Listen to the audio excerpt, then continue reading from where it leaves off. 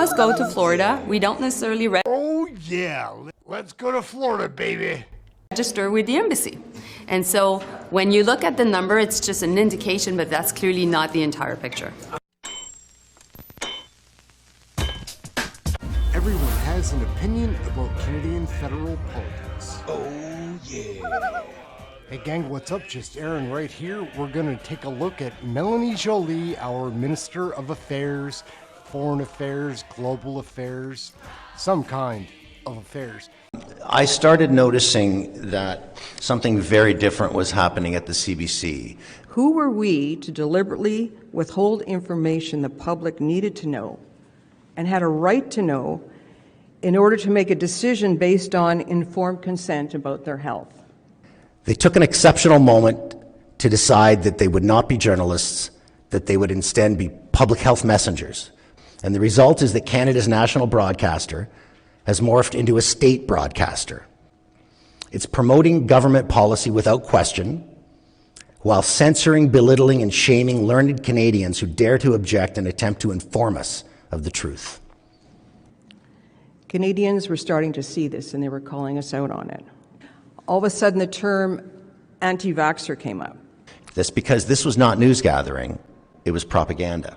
And to define propaganda, it's information, ideas, opinions, or images that give one part of an argument, which are broadcast, published, in order to influence a person's opinion. Bad journalism is incompetence, but propaganda is a betrayal. We were clearly pushing propaganda.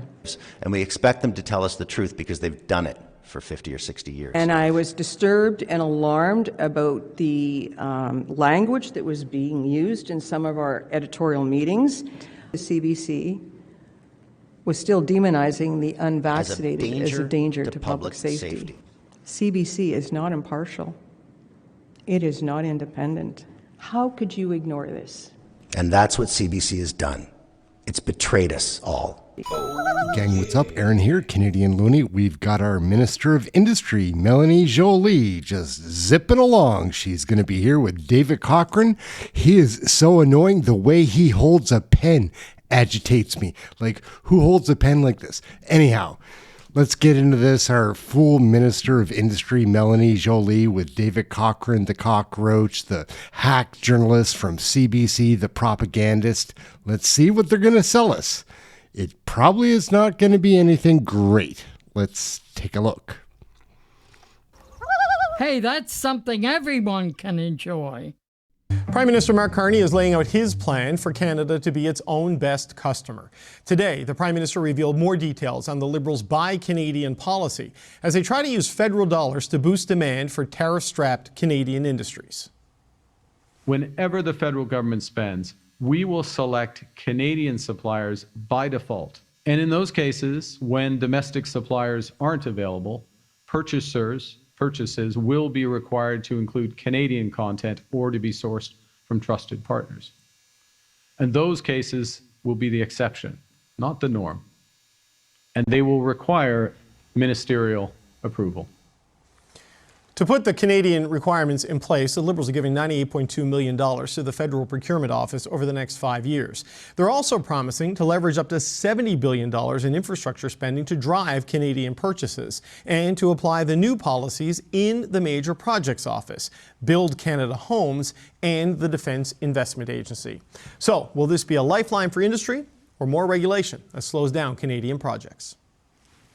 Melanie Joly is the Minister of Industry, and she joins me now. Minister, welcome back to the show. We appreciate your time. Thank you. It's a pleasure. Help me understand some of the specifics of this. What would a Crown corporation or a government department have to do to prove it can't buy Canadian? Because the onus to buy Canadian seems pretty clear, but what would be a possible exception here? So, well, there are some things that we don't manufacture, that we just don't produce in Canada. So that would be the exception to the rule, and then when that's the case, what we'll do is we'll make sure that there can be Canadian content in what is then manufactured abroad. I'll give you an example. Obviously, the best example right now is with the submarines and the 12 submarines that we want to buy. This is a huge procurement, the second biggest for defense department for our Canadian Armed Forces. It's the second after the F-35s. And so in that sense, what we're asking either from TKMS, which is a German company, a German-Norwegian consortium, or Onwa, which is a South Korean company, is to show that they can create jobs in Canada, that they can support through their supply chain Canadian companies. So that's the idea. Okay, but what about where does price and delivery timelines fit into this? Because you could have an infrastructure project where maybe the Canadian option is simply way more expensive than an international option, or they can't deliver it at scale, at least in the early stages of this transition. Does that become a factor there, or is it even if it's more expensive and slower, you have to do it? Well, I think it's a balance, because it's important that we look into obviously prices, but it's important also that we support our jobs at home. You know, David, what we're facing right now is protectionism all around the world. U.S. has an important America First procurement policy. Many countries also in Europe are working on that, EU as well. So we're trying to tread a needle, which is we have these companies that are affected by unjustified and unjustifiable tariffs in the steel and aluminum, in the lumber sector, and we need to find a way to create a domestic market. We need to create jobs and at the same time protect jobs that we already have. So that's why we're coming up with a bill, a Buy Canadian policy, which is extremely important, which will help build our country even stronger. So, I mean, I understand the motivation here and to offset the economic damage that's being done by all of this, but does it mean sort of the value for money principle that you kind of want to have in tender bids and in competitions to get the lowest cost possible, that you have to set that aside to some degree because of the need for economic activity and to use government spending to help spur economic activity in Canadian companies? Well, your question is a good one, but you're presenting it as if it's either or. I think what I've heard from many Canadian companies is there's frustration with not being even able to have access to Canadian contracts, not even being able to bid. And that's a difference in culture that we're bringing up today, that we will look at working with Canadian companies, that we can also help them when we give them a contract. Well, they can then invest and they can hire and they can have some predictability on how they can continue to build their own companies. And I've seen it many times. A lot of big companies have access to Canadian procurement because also they have an entire department that knows how to navigate the bureaucracy in Ottawa, which doesn't make sense. So what we're doing right now is we're saying we will buy Canadian first, and we will also help our companies to have access to Canadian procurement and also to cut red tape. It's just the right thing to do right now. So Minister, how do you do this? Because, you know, it is an element of protectionism here to fight the larger global trend of protectionism and still comply with the free trade agreements that you've signed, not just with the U.S. I'm thinking of the European Union, for example, because CETA demands equal treatment in high-value contracts and in bidding for European companies when it comes to bidding on government procurement. So how do you do this without running afoul of your trade agreement with a good trading partner in Europe? And we'll continue to have these conversations with Europe. See, I'll give you an example. Europe just came up with some very stringent norms regarding which type of steel can go into the European Union with very protectionist measures, because they're facing a real challenge to their steel industry. And they've imposed 25% tariffs also. And meanwhile, what we're trying to do right now is to make sure that we're keeping a relationship with Europe and that we can continue to have access to Europe. And we're in discussion also with the European Union to make sure that Canadian steel and aluminum can continue to go into Europe. And meanwhile, we will try to reciprocate.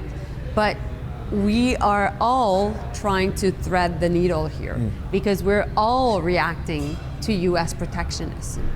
And I had a conversation with the Minister of the Economy of Europe, which is my counterpart, Stéphane Séjourné, And we had that conversation. This is all new to all of us, but we also need to protect our own sectors in our own countries, because obviously if that's not the case, there will be too many jobs lost, and we don't accept that.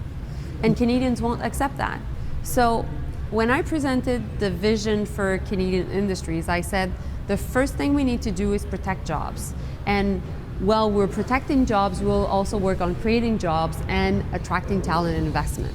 And when talking about protecting jobs, I said short term, we need to protect our market. Middle term, we need to have our companies adapt and pivot to new markets and new products. And longer term, we need to have a stronger domestic market.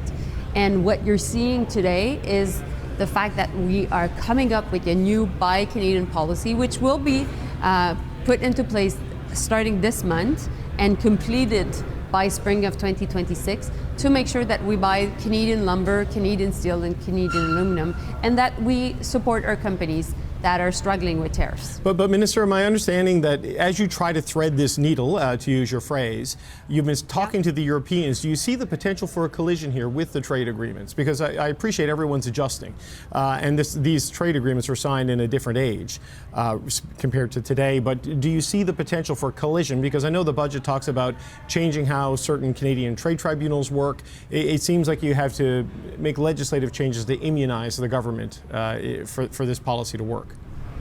Well, you know, we're doing both at the same time. So we're coming up with this Buy Canadian policy is really, really important. And meanwhile, we're having conversation with new trading partners. And it's not either nor. We have to be able to do both. And I'm having a G7 industry ministers in December in Montreal. And we will have these conversations, particularly with Europe and particularly with Japan, because that's exactly what we need to do. We need to be able to protect our jobs and meanwhile build an economic bloc with countries that believe in free trade, that are able to trust each other, that can rely on free trade agreements.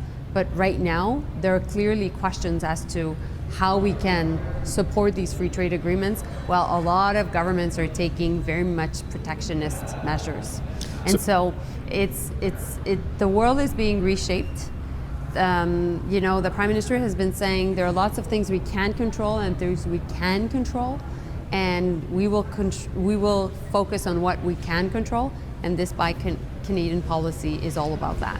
Okay, it's easy for me to see how this would work with, say, Build Canada Homes or with infrastructure through the Department of Infrastructure.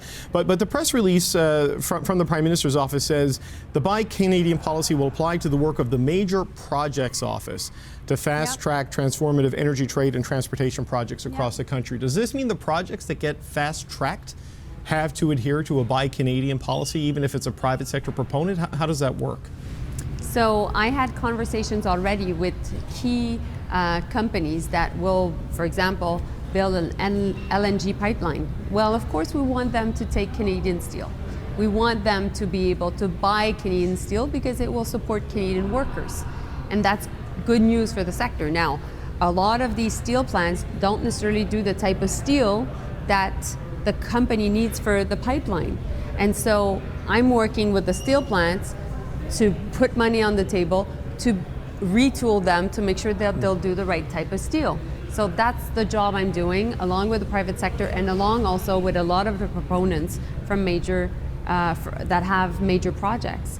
I'll give you another example. You've talked about major projects. I'll talk to you about our defense investments. We want to invest even more in aerospace, in military aerospace. Well, we know that that will have an impact on the aluminum sector or also on the steel sector. We cannot let go of these strengths. If Canada at one point was facing a major international conflict, we would need to defend ourselves, and we can only be able to defend ourselves if we have steel and aluminum produced in this country. And we cannot pretend that we can be a very strong economic power in the world if we don't have steel or aluminum. So that's why we're finding ways to protect these industries, and the Buy Canadian policy that you're asking me questions about is actually about that. Okay, but just help me understand a little bit more Yeah. specifically on the Major Projects Office. If you're go designated a ahead. project of national interest, does that mean Yeah. you have to adhere to this Buy Canadian policy? Because I can understand why the government might pay higher prices for domestic economic activity, but a private sector company with shareholders and a fiduciary responsibility, that's a tougher pill to swallow. So is it just in public infrastructure work that goes through that office, or is it everything that goes through that office? The goal is to make sure in the end that they take they use Canadian steel, Canadian aluminum, and Canadian lumber, for sure. Okay. That's been the goal. But Now, what how if we a will company apply thinks it's it, too expensive, for example? the goal is to make sure that they take our Canadian steel and Canadian aluminum. And these conversations have already started because companies understand that they need to do their own work, that they need to contribute, that we're building one strong country, and it's part of the deal of being able to be a major project is actually to spur economic benefits across the country. That's exactly why Prime Minister Carney came up with this idea of major projects and being able to fast track them, because we need to do that to create economic growth at a time where we're dealing with trade tensions and a complicated, to say the least,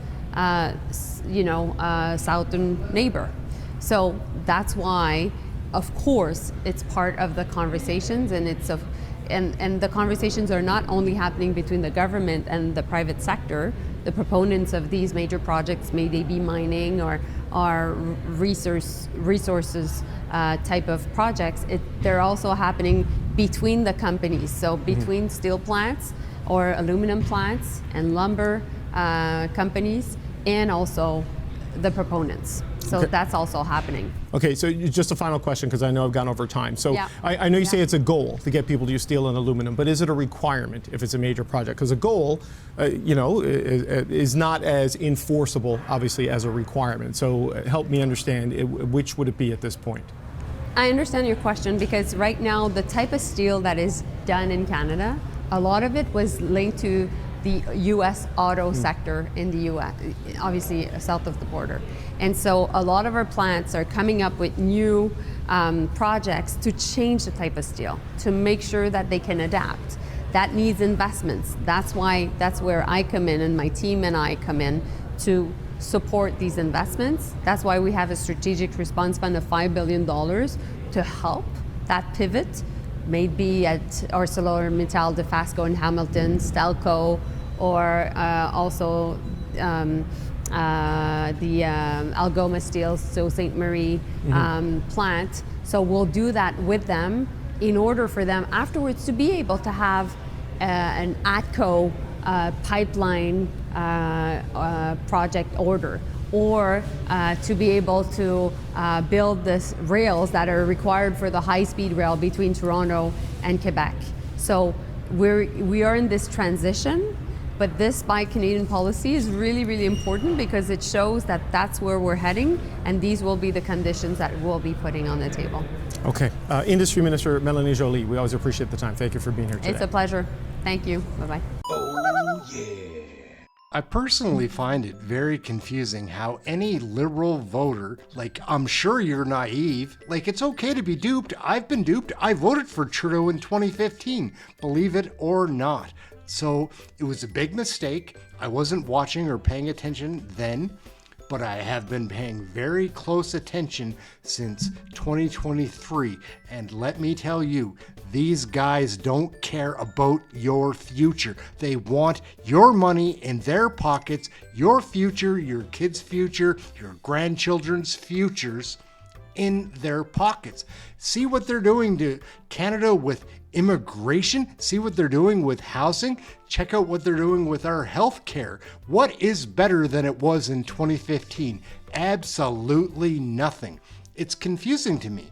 On a lighter note, my name's Aaron. This is Canadian Looney. I work very hard at this channel, and believe me, I'm not a conservative. I will be voting that way. It seems to be the only way to get out from underneath this liberal conspiracy to destroy our way of being. And if you think like, oh, I don't want to admit that I was fooled or that I was raised liberal, so I'm still a liberal, change it up, because they have no plans for your future except lining their pockets with your tax dollars, laundering that money, spending it in other places. So Mark Carney, Justin Trudeau, all these hack bullshit ministers can get richer on your coin under the guise of being incompetent or negligent. Like, it's not that.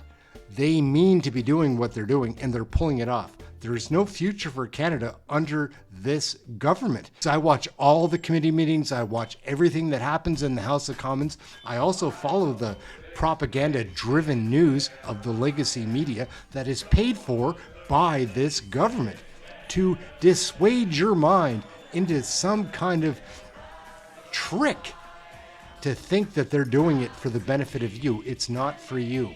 Liberal voters, I'm speaking right to you. Please watch the politics, not the news. Like, watch the independents on YouTube. Do anything other than what you're doing, because if you're still being duped and not aware that you're being fooled, that's a huge issue. My name's Aaron. This is Canadian Loony. Like, share, subscribe. I work very hard at this channel. Believe it or not, I spend 12 hours a day, 7 days a week at this, because it takes a lot of time to watch all of the politics. But that is where you get your real information. So I would appreciate your subscription. I know that a lot of people that watch this channel, 60% of the people that watch my channel aren't subscribed. I need you to subscribe. I'd like you to subscribe. I'm asking for that because this stuff is so censored, which is a part of legacy media, that it's hard to get any kind of word out. I know that there's other platforms. Just go to that. I know that a lot of people, liberal voters, watch YouTube, and I'm hoping they'll catch some of this and become informed. Learn a little more, because again, it's not a liberal conservative thing. It's an evil versus good thing. I'm not a conservative. Like, I will be voting that way because we need to get out from underneath this elephant that keeps squashing us. It's ridiculous. Please like, share, subscribe, get notified. Come check out one of our live shows. We cover Canadian federal politics right there, and I think you'd enjoy our chat room. It's the best that I've seen online. That's it, Aaron, Canadian Loony. Like, share, subscribe. We'll catch you in the next video. We're gonna wrap it up right here. Out for now. Thanks for watching.